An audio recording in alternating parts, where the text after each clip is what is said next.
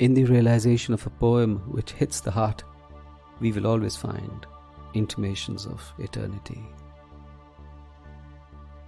This is Sunil Bhandari, and you are listening to Uncut Poetry. On growing up, that haze of sunshine and dust. I remember standing on a pavement and doing nothing other than seeing cars whiz by, my rucksack and books heavy on my shoulders but leavened by a lightness of being. I was amidst a swirl of dust and sunshine, trying to pick out a strand of ray from the confusion of growing up. I was not benumbed yet, though I knew little of mindfulness. I had an unnamed faith and a growing belief that every weight meant for something. It was so beautiful now that I look back, that perplexity with no answers. It meant I had nothing to answer to anybody, including myself, and I could linger and work out abstract algorithms of passivity and passion without understanding a thing. I sigh now and think, that's the thing I miss of them, when there was so much to do and I did nothing but was richer for it. When there was so much to do and I did nothing but was richer for it.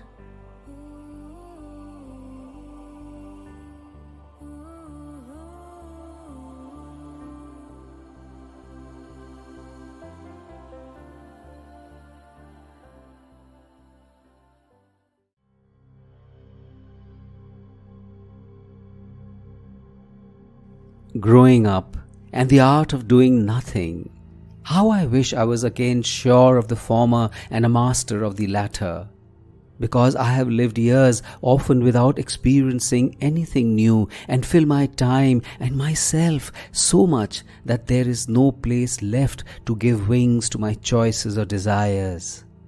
I still remember the days when I naturally knew what was important, reading and thinking about what I read, talking and then letting long silences puncture my words, of waking up and watching a random tree outside my window sway, of sitting at the dining table, of mum waxing eloquent about a new technique of soul petrification and dad taking a spoonful and saying, "This is good," and a silence descending, punctured only by the sounds of blissful chewing. The choices were simpler, and unknown to us, we were creating nooks for return, for solace. In our tumbling involved worlds now, we are heroes of the rote, progenitors of the already past, masters of the cliched, slaves to the routine. We don't change rhythms, we don't stop on the way to the office. We have an iron grip on whom we meet. We are shy for the new. We are afraid of the unobvious. In the immensity of possibilities, we pick a few strands and tie our world with them and think it's gift wrapped. A friend wrote in when a poem from 9 years back popped up on her Facebook feed.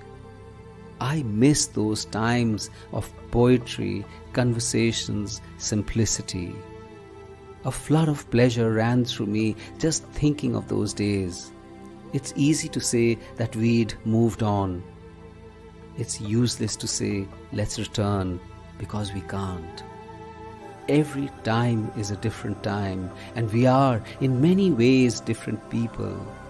What connected us then was that magical alchemy of time which presented us with the plain brass which we turned into pure gold. Nothing can bring back that transition. Yes, because it was that. As the rabbit hole of life is always destined to take us somewhere else. Nostalgia is a bitch, but it serves a purpose. It reminds us that what is valuable to our memory is because the time was particularly lived in. It brings into our sensibilities the need to immerse ourselves into the ride and stop chasing shadows, to experience the leakages of time as the stream to slip on, to try not to multiply moments into meaning. And minutia becomes life, to give your sister's hair time enough to grow, to let things pass such that the first wrinkles does appear on your mother's face, to let our father's laughter resound like echo inside us long after its last note has drifted, to let flowers float and be grounded. In our realization of the drift of time lies the possibility of it becoming permanent parts of our being.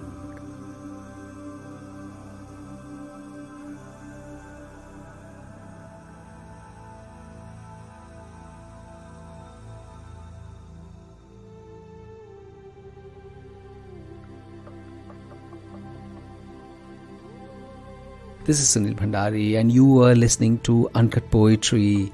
If you enjoyed this poem, rate it on Spotify or leave a comment on Apple Podcast.